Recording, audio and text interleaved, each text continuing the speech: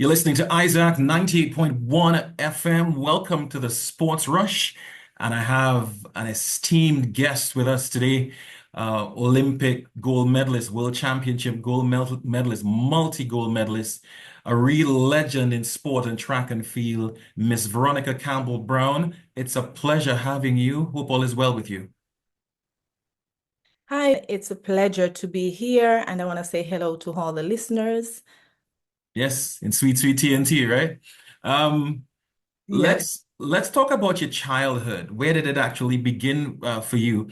I was reading something yesterday, and they were saying that you were saying that you grew up in a Christian house, and faith was important to you. Could you expand on that? You're absolutely right. So I grew up in a Christian home. We attended Seventh-day Adventist church, and we always look forward to going to church on Saturdays. And if you understand the Seventh-day Adventist culture, you would know that as of 6 o'clock on Friday till 6 o'clock on Saturday, we do no work. So we cook everything prior to 6 o'clock on Saturday, and it's all about studying the words, getting closer to God, and relaxing and going to church and having a great day at church all day. And so that being grown up in a Christian home was instrumental to my faith, my determination, my drive, and having the confidence that there's always a higher being that have my back. And I was able to cut through all the negativity and all the challenges just because I use my faith as my anchor. So growing up in a Christian home is was really an excellent thing for me, and I continue my faith throughout my life. How tough was it growing up for you? I mean, we can't just assume that you grew up, with a silver spoon and a golden spoon in your mouth. Did you grow up in poverty? Was it really tough for you? Absolutely. I grew up in a home that we didn't have much. My mother was a farmer, and my I grew up with my mom and my stepfather. They were both farmers, but they were very determined, and they kept the faith. And so, even though I did not have much, it didn't appear so because my mom would always make sure that we were comfortable, we were happy. She do what she had to do to help us get to school, put food on the table, and so. I embrace that aspect of my life because I think growing up knowing that things will not be handed to me easily and I had to work hard and seeing my parents work hard gave me strength to know that whenever things doesn't go my way, whenever I don't have exactly what I need, it is okay for me to keep pushing. So I never grew up with a silver spoon in my mouth. Things weren't easy, but we always have the faith to know that we are going to make it and we're going to achieve all that we put our mind to as long as we keep faith and keep working hard. All right, let's talk about speed now. When did you realize that you were fantastic? You had jets for feet. So I've always enjoyed running. As a young girl, I would race boys on the street in my community. And my home was several hundred meters from the main road. And so I normally enjoy running the path. I have a windy downhill, uphill path that lead from the road to my home. And when I'm coming from, say, school or coming from the supermarket, I would try to run. I try to navigate those curves. I try to see how fast I could go down the hill. And so running has always been a great part of my life. And when I ended up at primary school, one of my primary teachers encouraged me to embark on track and field as a career because he saw my talent and he nurtured that. So when did you begin to really take it seriously? At what age? Like 10, 11? Around the age of 11 years old, when I was in primary school, I took it very seriously because I got the encouragement from my teacher, and I had my sights set on going to the Very Technical High School and also to pursue higher education, continue working towards the Olympics. And so it was around the age of 11 years old when I really take it seriously after getting the encouragement from my teacher that I had something special, I had a great talent, and I was to maximize it by aligning myself with the right institutions and the right people. Let's talk a bit about your high school career. We all know boys and girls champs is something that is, I mean, it can't be rivaled anywhere in the world. How was your stint as a junior athlete for your school and also for Jamaica? I had an excellent junior experience because I feel like from coming from primary school and to high school and then being a junior athlete, it really laid the foundation for me to build the stamina that I need to get the experience and to focus on preparing to go pro. And so Very Technical High School is one of the best high school in Jamaica, one of the top high school, I should say, for producing Olympians. And I was in that environment where I was nurtured. I had a great group of girls around me because I live on campus, I live on the dorm. And so I had really great teammates and we supported each other, we encouraged each other, we trained together, we pushed each other. So being in that environment was really great. And then as you just alluded to, Boys and Girls Championship is one of the most watched in the world. It is very competitive, and being part of that environment really pushed me and helped motivate and develop my talent so that I was able to go on to achieve all the things that God has blessed me with. Very good. Now, I mean, people talk about Jamaica, and we have the discussions here in TNT. Why we can't be like Jamaica? Why we can't be like Jamaica? Jamaica is doing this. They're getting medals. They're getting, and we're struggling to get one. We're struggling to get two. Sometimes we get none. Tell us about the infrastructure when it comes to track and field in Jamaica, and how come, or as we would say, why is it so successful? Jamaica have a culture of developing great athletes. And I think that started from Dr. Otto Wynn and Otto Wynn and all the great people that has gone before us.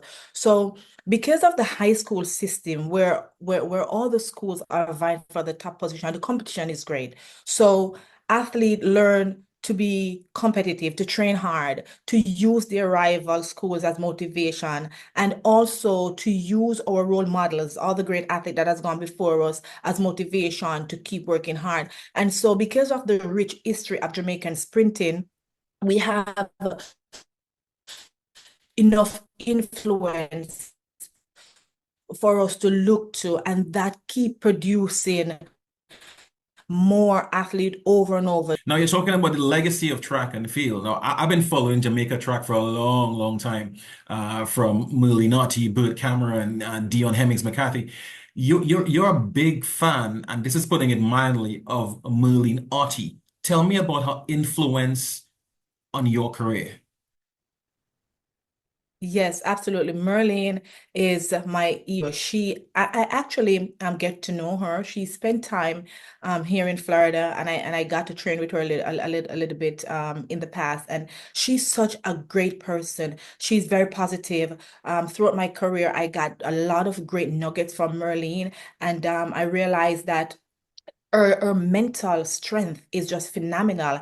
And I think that is um, part of her success, and she's so humble with it, and I've learned a lot from her, and I've looked up to her from I was a young girl, and I still do. I think my greatest memory of Merlinotti was at 1996 Olympics when she narrowly missed out on two gold medals. I remember being in New York and following that, and even the 200 meters when she was in front, and Mary Jose Perez came and just nipped her on the line, and I was so mad, so angry for that about that. But let's look at your first Olympic Games. How was that for you? Was that 2004, 2000? So my first Olympic Games was Sydney 2000, where I ran a leg of the 4x100 meter relays. And then 2004 was my second Olympic Games, where I won the 200 meters, we won the 4x1, and I got bronze in the 100 Right, meters. good. Right. So let's talk about that first Olympics in Sydney before we get to 2004, which was my favorite. Sydney Olympics, that happened late September 2000.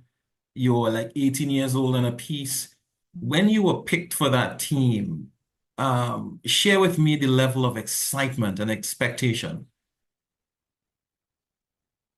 Yeah, that was excellent. I was 18, as you pointed out, still in high school, and got the opportunity to run on the 4x100 meter relays. Team was an excellent experience. However, there was also a lot of pressure because I was given the second leg to run, and Of course, I was nervous, but I was also confident that I was able to deliver. And my main focus was to make sure that I do everything correctly to pass the baton and to set the team up for a great result. And so it was exciting, it was fun, there was a lot of pressure, and I also learned and grew a lot from that experience. So I have great memories of Sydney 2000, If and I'm not mistaken, it you all cupped silver in that event, behind the Golden Girls of Bahamas. How was it seeing the yeah. Caribbean go 1-2? I mean, Pauline Davis, Debbie Ferguson, and the bunch, and then Jamaica in second place. How was it how did you feel as a Caribbean athlete? Yes. So even though we came second, we still celebrated. We were happy for the Bahamas to get the gold medal. It's in the Caribbean. It was an excellent race, excellent competition, and so we were happy for them. I was happy to be experiencing my first taste of a medal at such a young age, having dreamt all my life at going to the Olympics. And so it was a great experience. And of course, we celebrated with our Caribbean counterparts for their victory. Now, 2004, Athens, Greece. I always tell people this, and I heard Atto Bolden say it yesterday. Clearly, we're reading from the same script. That Veronica Campbell Brown, along with Asafa Powell, you all started this renaissance of Jamaican success. Now, 2004, Usain Bolt was there, Asafa Powell also, but you shone in that Olympics. Take me through that, the 200-meter finals and also the 4x1. Yes, Athens 2004 was special. I had a great season leading up to the Olympics. Everything fall into place. I stayed healthy. I executed my runs well, and I won the 200 meters. And then Jamaica went on to win the 4x1, and I got bronze in the 100 meter. So overall, it was an excellent games. And in that game, I ended up becoming the first Caribbean person to win an individual sprint gold medal. So it was a blessing. But the unity, the support of the team was great. And I'm just so blessed for all that I've accomplished. And having hear my anthem play when I was Mhm. collecting my 200-meter gold medal was so overwhelming. It just brought tears. So it's just an amazing experience, and I'm happy that the country got to celebrate with all of us as we celebrate my victory in Athens. And as I mentioned, that was the beginning of the real renaissance in Jamaica sprinting. 2008 Beijing. I enjoy that immensely. You were part of that again. You got 200-meter gold. You repeated. You retained your title.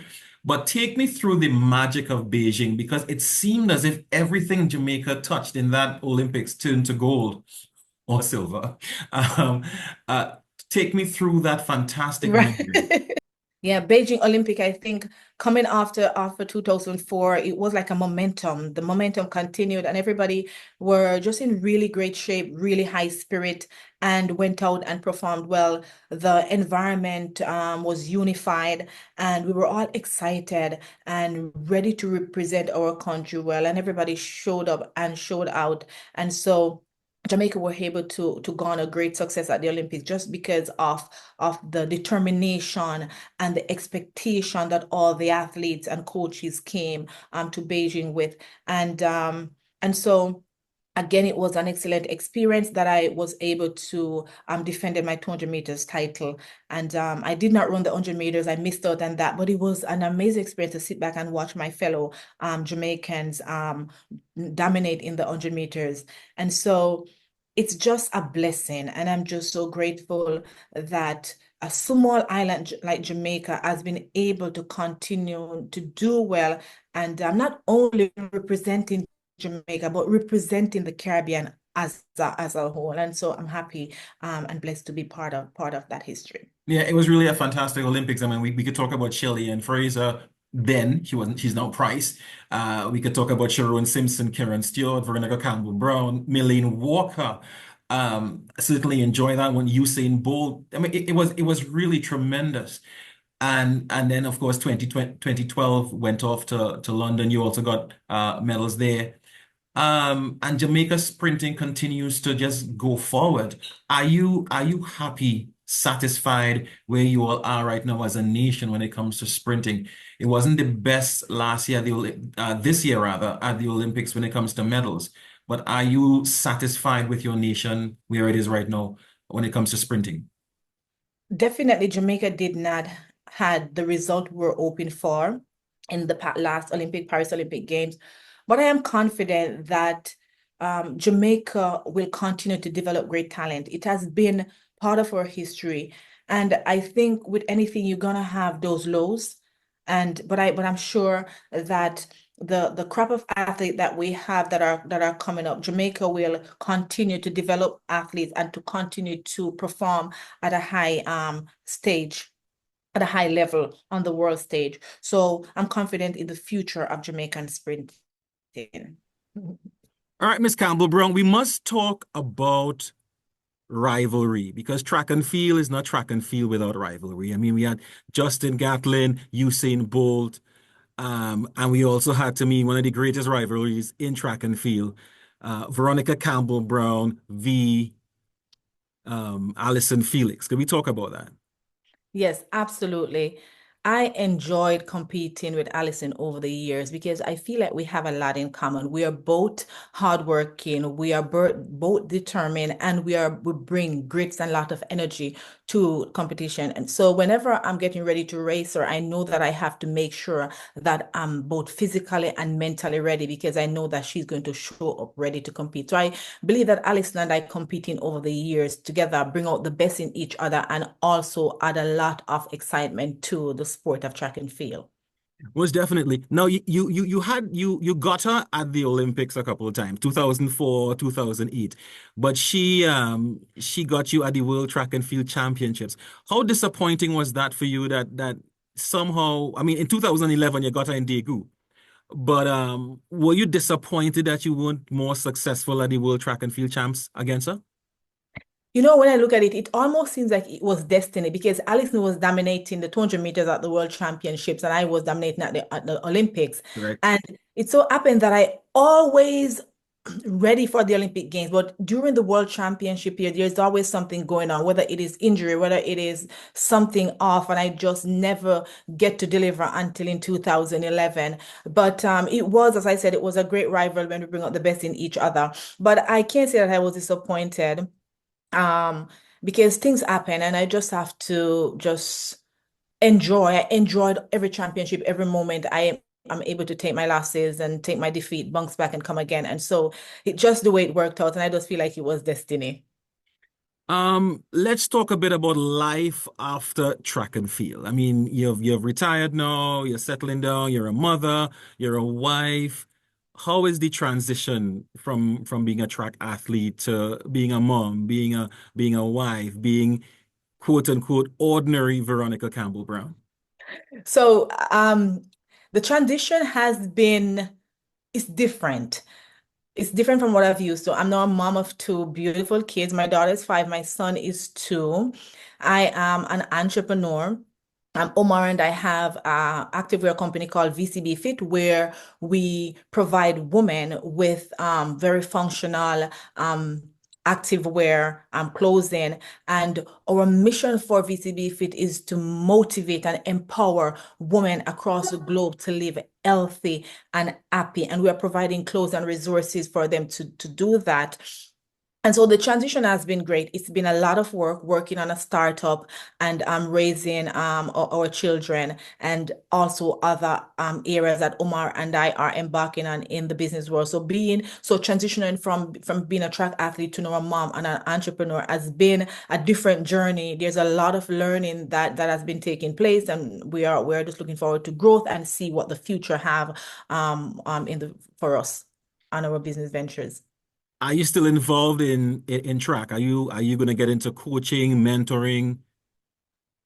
I don't have any plans to get into coaching, but we do have a foundation, Veronica Campbell Foundation, where we give scholarship to high school girls in Jamaica. And as part of our mission is mentorship. So we're mentoring in that regard. And I have a few athletes that I reach out to and speak to as needed. And so I'm not directly in it in the coaching space, but I'm always here to motivate and empower athletes and young students and their journey, just to share my experience and to let them know that their mind is the limit and that they can achieve anything. Excellent. I can't let you go unless we talk about Julian Alfred this year. St. Lucia's first medal, gold medal. I mean, beating the Americans. Forgive me, that was my high point at the Olympics. To see Julian Alfred beat Sha'Carri Richardson. You must be proud coming from a small island as Jamaica to see another small, quote unquote, small island nation doing something so tremendous. I am extremely proud and happy for Julian. Our performances in Paris was phenomenal, and of course, it's given me a lot of pride and joy to see a small island doing well. I enjoy rivalries. I enjoy watching people from all countries compete, and so it was just great to see that result for Julian and St. Lucia. It was great. I really enjoyed the Paris Olympic Games I'm watching as a spectator. Yes. Well, thank you so much, Miss Campbell Brown, for chatting with me. It was really a pleasure. I enjoyed the interview from top to bottom. I wish you all the best going forward and all the best in everything you do. And God richly, richly bless you. Thank you so much. Thank you so much. It was a pleasure to speak with you. God bless as well. I bless you.